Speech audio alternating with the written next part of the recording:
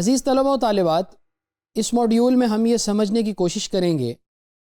کہ دنیا میں فقہ حنفی کا پھیلاؤ کیوں کر ہوا، کہاں کہاں ہوا اور اس کے اہم اسباب کیا تھے۔ فقہ حنفی میں کچھ ایسی خصوصیات پائی جاتی ہیں جس کی وجہ سے فقہ حنفی کو قبولیت عامہ حاصل ہوئی۔ ان میں ایک سبب تو اس کے فقہی اصول و قواعد ہیں، یعنی فقہ حنفی میں اصول و قواعد پر بہت تحقیقی کام ہوا، جس کے نتیجے میں اجتہاد کی راہ ہموار ہو گئی۔ ظاہری بات ہے کہ اجتہاد کے لیے اصول و قواعد کا ہونا ضروری ہے، اور جتنے اصول و قواعد میچور ہوں گے، جتنے اصول و قواعد زیادہ ہوں گے، جتنے اصول و قواعد پر تحقیق زیادہ ہو چکی ہوگی، اجتہاد میں اتنی ہی آسانی ہوگی۔ اس لیے کہ اجتہاد کے لیے اصول اجتہاد کا ہونا ضروری ہے، اور اصول اجتہاد میں فقہی اصول اور قواعد فقہیہ وغیرہ بہت اہم کردار ادا کرتے ہیں۔ تو گویا نئے مسائل پر اجتہاد کی گنجائش بھی فقہی اصول و قواعد کی وسعت ہی کی وجہ سے فقہ حنفی کے اندر موجود رہی۔ پھر عزیز طلباء و طالبات، فقہ حنفی میں سہولت اور آسانی کا پہلو بھی ہمیں زیادہ نظر آتا ہے، یہ بھی ایک سبب بنا اس کی قبولیت کا۔ پھر اس کے ساتھ ساتھ ایک اور اہم سبب یہ ہوا کہ فقہ حنفی پر کام کرنے والے علماء نے جو فتاویٰ ہیں ان کو بہت زیادہ کمپائل کیا،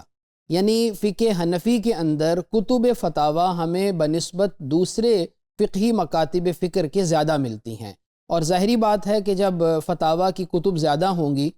تو اس کی وجہ سے لوگوں کے لیے بروقت ان کے مسائل کو حل کرنے کی راہ علماء کے لیے ہموار بھی رہے گی اور آسان بھی رہے گی۔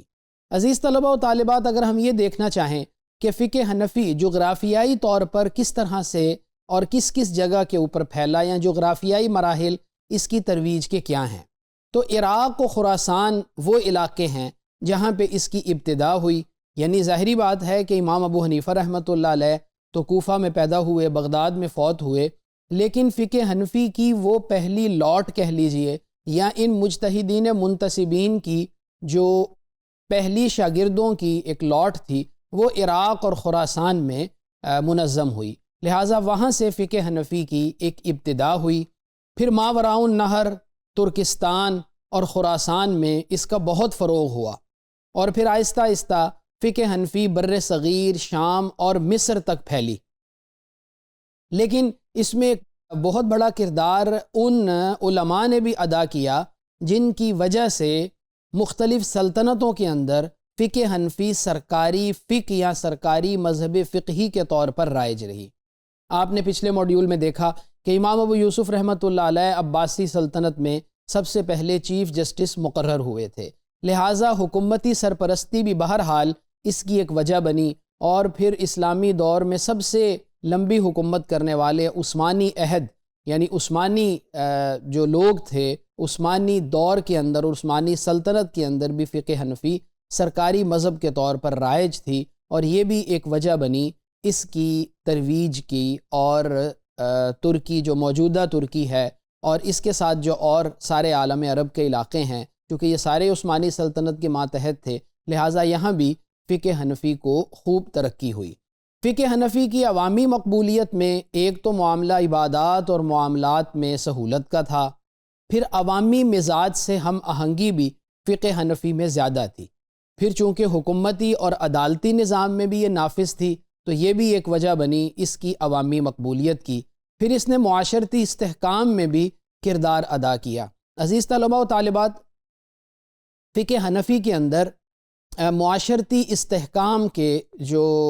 عوامل ہیں ان کی زیادہ حفاظت کی گئی ہے، چنانچہ خاندان کو جوڑنے کے لیے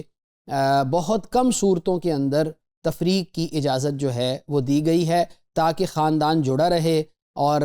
آپ کو معلوم ہے کہ فرد سے ایک خاندان بنتا ہے، خاندان سے پھر معاشرہ بنتا ہے، اور معاشرے سے پھر ایک قوم اور امت وجود میں آتی ہے۔ تو عزیز طلباء و طالبات، ہم نے اس موڈیول میں یہ دیکھ لیا کہ فقہ حنفی کی عوامی مقبولیت کے اسباب کیا تھے، فقہ حنفی کی مقبولیت کے عوامل کیا تھے، اور نیز ہم نے یہ بھی دیکھ لیا کہ فقہ حنفی کون کون سے علاقوں کے اندر پھیلی۔